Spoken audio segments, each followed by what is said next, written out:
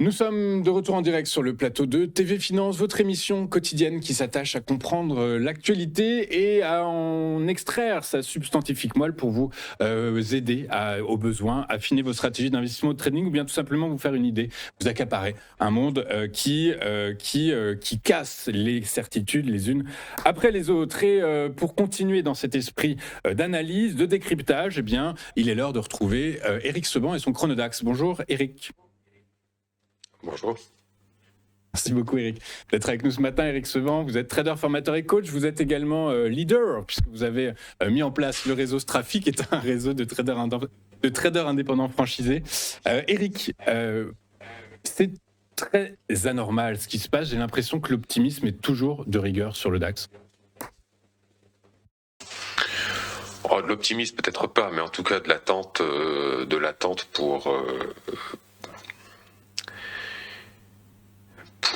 pour seul moteur, bien que ça n'en soit pas un, puisque finalement le DAX passe son temps à faire le ping-pong entre 1000 points.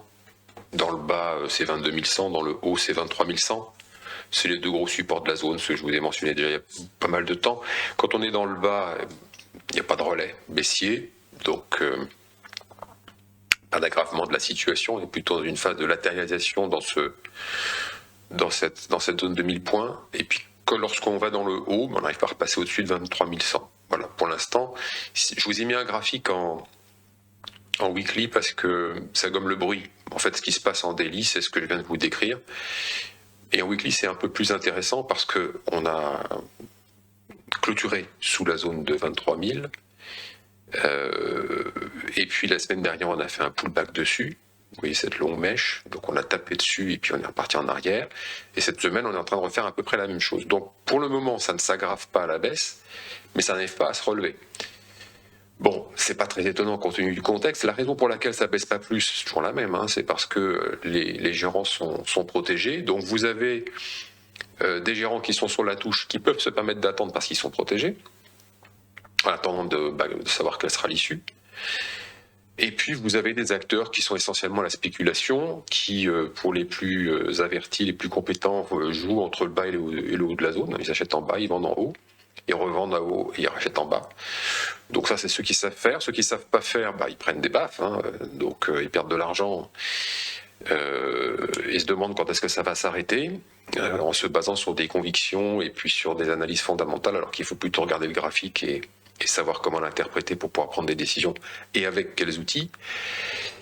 Le problème de cette situation pour les gérants, c'est que les protections, ça coûte de l'argent et que, à l'inverse de l'année dernière, fin mars l'année dernière, il y avait 12% au compteur.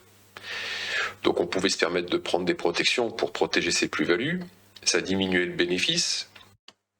Mais cette année, c'est pas la même chose, c'est-à-dire qu'on était plutôt à -7 et que les protections, elles augmentent la perte. Donc c'est pas une situation qui est très tenable sur le long terme. Et je pense qu'en fait, oui, tout le monde attend qu'on puisse avoir une vision sur l'issue du conflit. Et tout le monde se rend compte que, a priori, c'est pas pour demain la veille. Donc ça réagit toujours pareil en fonction des annonces de Trump. Cette nuit, on a perdu plus d'1% sur le DAX en ligne droite en 15 minutes dès que Trump a commencé à parler. On est allé jusqu'à -2 ce matin, on reprend 0,6, c'est assez volatile depuis l'ouverture. Ça résiste. On est toujours sur le haut de la zone, c'est-à-dire 23 100. On n'arrive toujours pas à repasser au-dessus. Hier, pour la première fois, on a clôturé au-dessus. Ça n'a pas été très long, c'est repassé directement en dessous. Donc c'est pour ça que je vous ai mis le graphique en semaine, parce que d'un jour à l'autre, on peut rien tirer, quoi. C'est un coup en haut, un coup en bas, et il y a beaucoup de bruit, il y a autant de bruit qu'en fait Trump. C'est la réaction dans le graphique que l'on peut voir jour après jour. Donc pas de changement fondamentalement par rapport à la semaine dernière. Oui, bien sûr, sur le plan fondamental, il y a plein de changements, mais sur la réaction des investisseurs qui ne sont pas obligés d'intervenir, il n'y en a pas. La volatilité a baissé un petit peu, on est redescendu sous 25, on est à 22, et puis le ratio put call, il est à peu près stable. Donc on a toujours, comme je vous l'ai dit, des investisseurs protégés, pas obligés de faire sur ces niveaux de prix. Mais à un moment, il va falloir prendre des décisions, parce que comme je vous le dis, économiquement, continuer à se protéger quand on a à -7%, Ça ne peut pas durer très longtemps, parce qu'il faut quand même chercher à livrer de la performance pour les investisseurs des fonds. Très clair, hein, effectivement. Alors, les données que j'ai, elles datent d'hier, d'avant le discours de cette nuit de Donald Trump, mais globalement, il y avait une très grande majorité de haussiers, 53%, 23% de baissiers, 23% de neutres. Ça peut refléter, alors c'était hier, hein, encore une fois, mais donc ce que je comprends en fait, c'est qu'en réalité, il y a peut-être un sentiment légèrement optimiste, quand même, un bruit légèrement optimiste qui entoure le DAX. Mais la situation graphique, elle, peut-être laisse supposer quelque chose d'autre et elle, peut-être, est un peu plus défavorable d'une certaine façon. Le sentiment optimiste que vous pouvez traduire, c'est peut-être que entre hier et avant-hier, il y a eu un peu plus de calls sur le marché. Donc certains ont joué un rebond. C'est de la spéculation. C'est pas de l'investissement, c'est pas de la conviction, c'est que de la spéculation.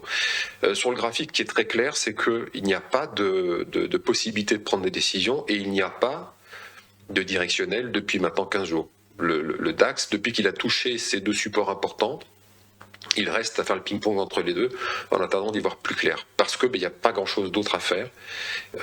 Alors, ceux qui font quelque chose, je répète, hein, c'est la spéculation. Les investisseurs de long terme, les gérants, eux, ils font rien, ils attendent. Et ils peuvent se permettre d'attendre parce qu'ils sont protégés. Donc ça bloque la situation, tout simplement. Effectivement, attendons de voir. Alors ce matin, évidemment, hein, c'est dans le sillage des places asiatiques, les places européennes s'effondrent littéralement. Donc là, vous nous parlez du DAX futur. Ce matin, il perd 1,4% à 23 127 points, 126, 127. Voilà, alors après, toute la question est de savoir si ça commence à dessiner une vraie tendance, ou bien au contraire, c'est une réaction épidermique au discours de Trump de cette nuit, et que demain, il nous dira qu'il a finalement décidé de retirer ses troupes et on repartira vers le haut, en fait. Oui, mais c'est des micro-réactions, parce qu'en fait, on perdait plus de 2%. Ce matin, à 8 heures, on était sous 23 000. Donc là, on a rebondi de 0,6. Donc vous voyez, la réaction, elle s'est surtout faite à 3 heures du matin, heure du discours de Trump. Ça a continué de baisser, et puis ce matin, ça tente de se redresser. Mais ce que ça traduit, au-delà du rebond, qui est probablement purement technique, hein, c'est qu'il n'y a pas de... Comme je vous le disais la semaine dernière et la semaine d'avant, il n'y a pas de panique. Il n'y a pas de panique parce que personne n'est obligé de faire. Donc, vous n'avez pas des programmes de vente massifs. Et comme vous le disiez à l'instant, on va continuer d'osciller en fonction des annonces de Trump et puis des décisions extrêmement court terme, parce qu'il n'y a pas de décision prise pour le long terme pour le moment. Il n'y a pas moyen de le faire. Il n'y a pas de visibilité. Et comme on n'est pas obligé de le faire, eh bien alors on attend. Effectivement, c'est probablement ce qu'il faut retenir, c'est-à-dire qu'en fait, finalement, si l'on raisonne à moyen terme, autant rester, on panique pas en fait, en réalité, on panique pas. Parce qu'on est protégé. C'est pas, tout ce qui se passe n'est pas très engageant, tout ce qui se passe ne permet pas d'établir des scénarios. Et comme les gérants ont appris ces dernières années, surtout depuis la crise du Covid, hein, c'est surtout ça qui a été le déclencheur, parce que à la crise du Covid, personne n'était protégé en décembre 2019. C'est pour ça que ça a baissé aussi violemment. Et comme en plus l'année s'est passée avec un double appui décalé par le haut, les gérants n'ont pas pu racheter. Ils ont couru après le papier.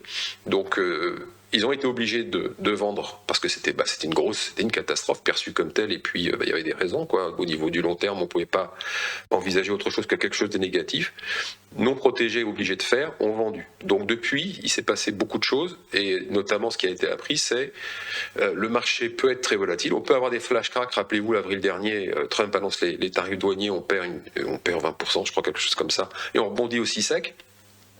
Ben là, pas beaucoup. Peu de personnes se sont fait avoir parce que justement, notamment les gérants, étaient protégés. Ils ont appris des années précédentes, protégés par des options.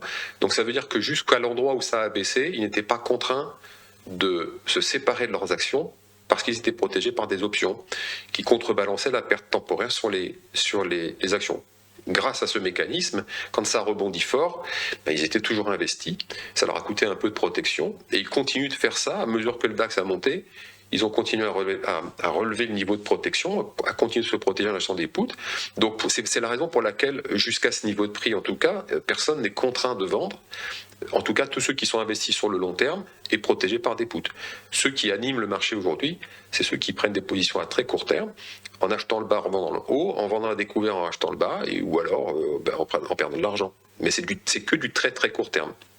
À très court terme, hein, ce qu'on retiendra, eh bien, c'est que c'est un marché susceptible et qu'un seul mot de travers peut tout faire craquer, en fait, en quelque sorte. Ouais, ouais, c'est un peu ça, ouais. Épidermique. Épidermique. Merci beaucoup Eric d'avoir été avec nous ce matin, Eric Seban. Vous êtes trader, formateur et coach. Vous avez également mis en place le réseau Strafi, qui est un réseau de traders indépendants franchisés. Et vous êtes avec nous tous les jeudis pour nous expliquer comment fonctionne l'indice phare allemand. Je vous souhaite une excellente journée, un très bon week-end. Eric, on se retrouve la semaine prochaine. De notre côté, petite page de publicité. On se retrouve juste après avec notre page dédiée aux crypto-monnaies avec notre nouvel intervenant, Mohamed Ganet, qui va revenir pour vous sur les principaux faits de cette semaine, leur impact sur le marché des cryptos, leur impact sur sa stratégie d'investissement. Et écoutez, on voit ça dans un instant. À tout de suite sur TF1.